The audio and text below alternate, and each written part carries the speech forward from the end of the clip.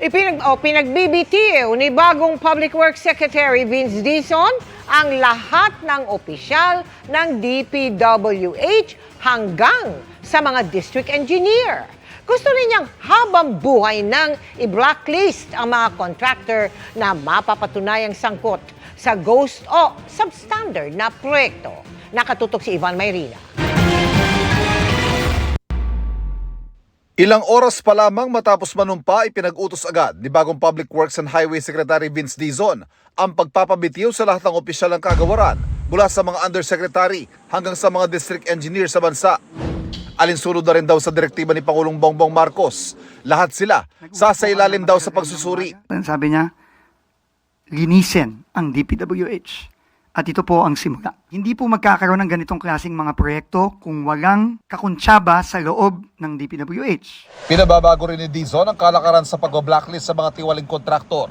Kung dati natatanggal din sa pagkaka-blacklist ang isang kontraktor makalipas ang ilang taon, ang gusto ni Dizon, habang buhay na silang banned sa pagkuha ng mga proyekto sa gobyerno.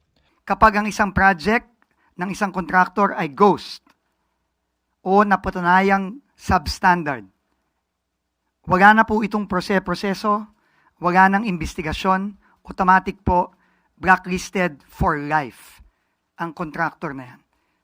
At syempre, may kaakibat din pong kaso yan. Kinausap na rin ni Dizon si Trade and Industry Secretary Cristina Roque para sa malawakang revamp sa Philippine Contractors Accreditation Board o PCAB na nasa ilalim ng DTI. Nauna nang ibinunyag ni Senador Panfilo Lacson ang tinawag niyang conflict of interest kung saan mismo mga taga-PCAB na nagbibigay ng lisensya ang sila rin mismo mga kontraktor na nakikinabang sa mga proyekto sa gobyerno. May alegasyon din na pangingikil sa pagbibigay ng lisensya. Sa pagdinig ng Senate Blue Ribbon Committee kanina, sabi ni PCAB Chairman Pericles Dakay, wala siyang government projects. Nagsasagawa na rin daw sila ng investigasyon ukol sa mga opisyal na nauugnay sa ilang government projects. Pero nagsasagawa na rin ng investigasyon ng Construction Industry Authority of the Philippines sa contractor licensing system ng PCAB sa mga sinasabing anomalya at kumuha ng third-party watchdog para magsagawa ng review.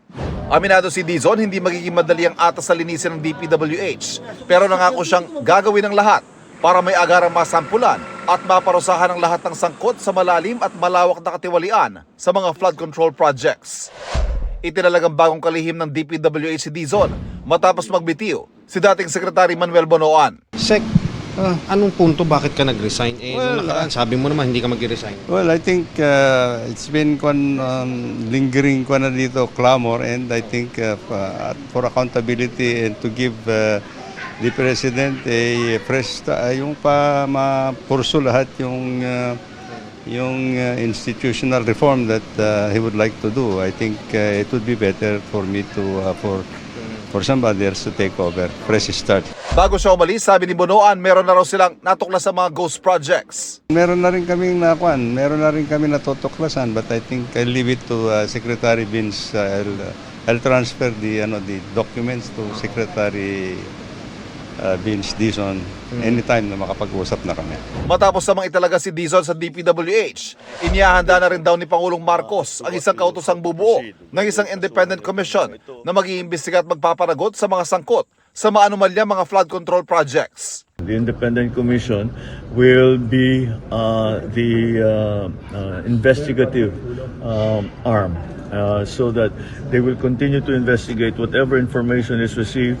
It will be sent to them. They will investigate it, and they will make recommendations as to how to proceed. Whether kasuhan itong mga ito, or i-ombudsman, o dalhin sa DOJ, whatever it is. But they will recommend to the executive what to do with certain parties who have been found to be